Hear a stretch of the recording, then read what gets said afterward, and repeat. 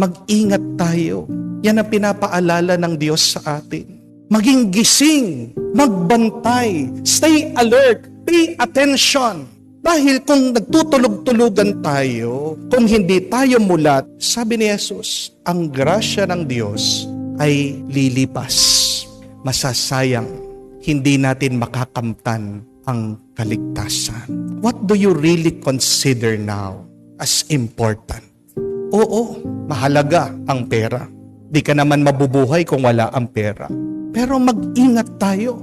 Baka sa kakahabol natin sa pera, meron tayong sinasakripisyo na mas mahalaga. Amen? Pwede mong isakripisyo ang iyong health. Pwede mong isakripisyo ang iyong pamilya, mga minamahal sa buhay. Pero minsan, nakakalungkot, sinasakripisyo natin ang ating dignidad, ang ating pagkatao, ang ating kaluluwa.